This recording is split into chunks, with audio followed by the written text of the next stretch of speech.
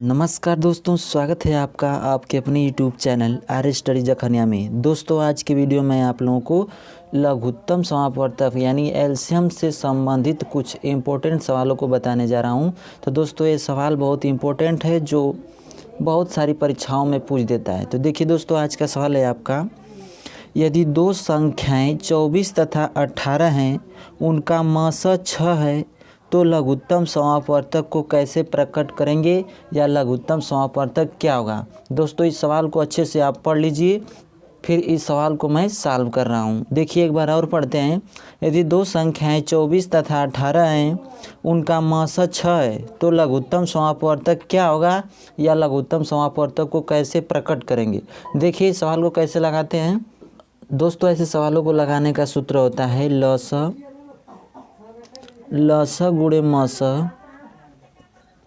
बराबर, ध्यान से समझिए, लस गुणे मस बराबर पहली संख्या गुणे दूसरी संख्या।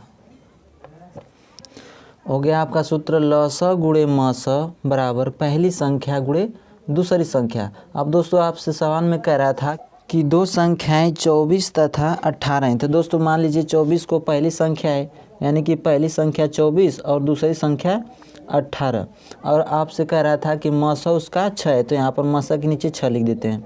और आप लसो निकाल लेंगे, यहाँ से देखिए लसो इसको 60 में लिखते हैं इस तरह, ठीक है। लसो गुणे हो गया, ठीक है। तो आपसे पूछ रहा था कि लसो क्या हुआ, तो इसको आप पक्षांतर कर देंगे। देखिए लसो बराबर,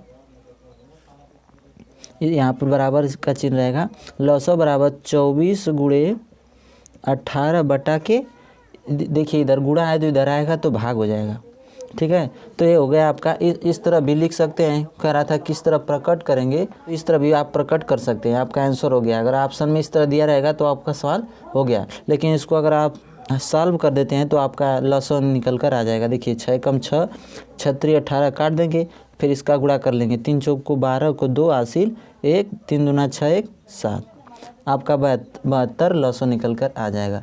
दोस्तों दूसरा सवाल देखते हैं।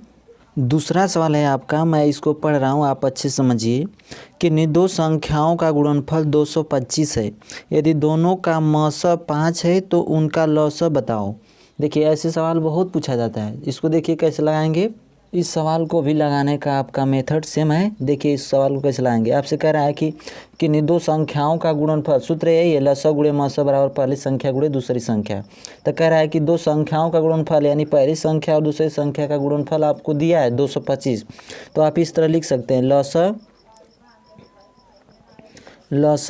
गुणे मसा, ठीक है, इस तरह 60 में लिख देंगे, ठीक है। लसा गुणे मसा बराबर दिया है आपका पहली संख्या गुणे दूसरी संख्या, यानी कि दोनों संख्याओं का गुणनफल आपको दे दिया है।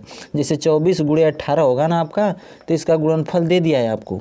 देखिए तो गुणनफल दिया है आपको 225, और आपको मसा दिया है यानी कि 5। यहाँ पर आप 60 में इसको इस तरह भी लिख सकते हैं। देखिए लसा बराबर, आपको बताएं कि जब यहाँ पर गुणा है इसका मतलब बराबर यहाँ पर 5 होगा, तो इसको 60 में लिख दे रहे हैं हम कि लसा बराबर 225 बटा के, यहाँ इसका मतलब यहाँ पर गुणा है तो इधर आएगा तो भाग हो जाएगा, तो यहाँ पर 5 लिख दे रहा हूँ, ठीक है। इसको काट देंगे, 5 एकम 5, ये देखिए 5 चौका 20, 2 बचा, 5 बचे 25, तो हो जाएगा आपका 45।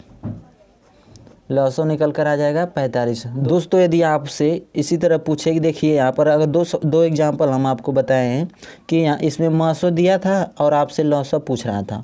यदि आपको लसो दिया हो, आपसे मसो पूछे, तो आप इसी तरह इसका पक्षांतर करके मसो ज्ञात कर सकते हैं। ये आप लोगों को होमवर्क के लिए मैं छोड़ दे रहा हूँ। ऐसे सवालों को आप लोग खोज कर लगाइएगा। अगर नहीं आए तो आप मेरे व्हाट्सएप नंबर पर आप लोग ज़रूर मुझे भेजिएगा, आपको सॉल्व करके ज़रूर बताऊँगा।